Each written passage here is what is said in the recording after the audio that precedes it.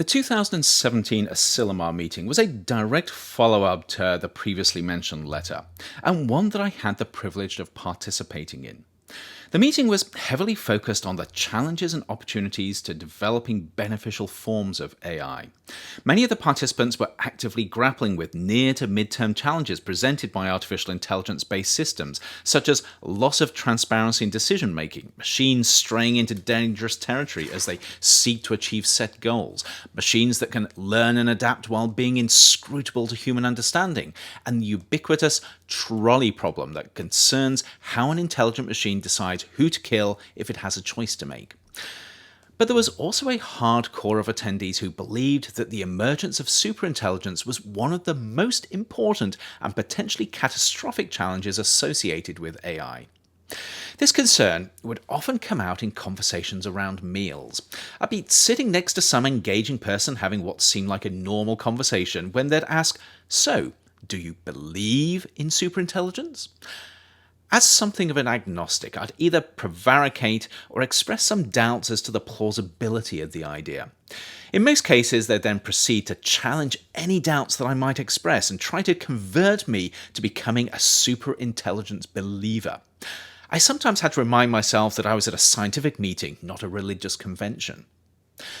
Part of my problem with these conversations was that despite respecting Bostrom's brilliance as a philosopher, I don't fully buy into his notion of superintelligence, and I expect that many of my overzealous dining companions could spot this a mile off.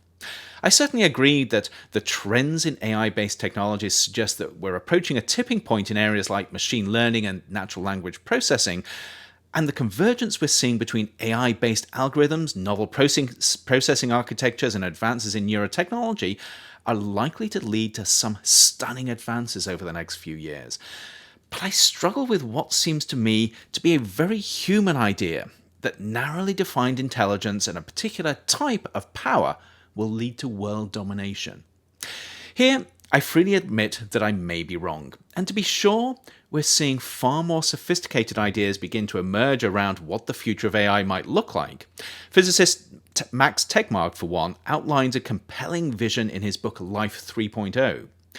The problem is, though, that we're all looking into a crystal ball as we gaze into the future of AI and trying to make sense of shadows and portents that, to be honest, none of us really understand.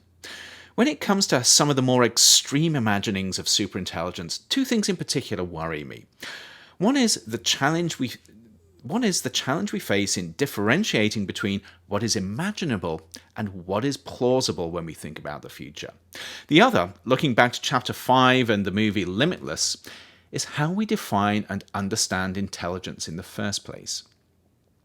With a creative imagination, it's certainly possible to envision a future where AI takes over the world and crushes humanity. This is the Skynet scenario of the Terminator movies or the constraining virtual reality of The Matrix. But our technological capabilities remain light years away from being able to create such futures, even if we do create machines that can design future generations of smarter machines. And it's not just our inability to write clever enough algorithms that's holding us back. For human-like intelligence to emerge from machines, we'd first have to come up with radically different computing substrates and architectures. Our quaint, two-dimensional digital circuits are about as useful to superintelligence as the brain cells of a flatworm are to solving the unified theory of everything. It's a good start, but there's a long way to go. Here, what is plausible, rather than what is simply imaginable, is vitally important for grounding conversations around what AI will and won't be able to do in the near future.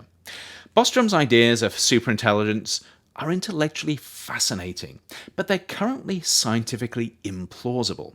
On the other hand, Max Tegmark and others are beginning to develop ideas that have more of a ring of plausibility to them, while still painting a picture of a radically different future to the world we live in now, and in Tegmark's case, one where there's a clear pathway to strong AGI leading to a vastly better future.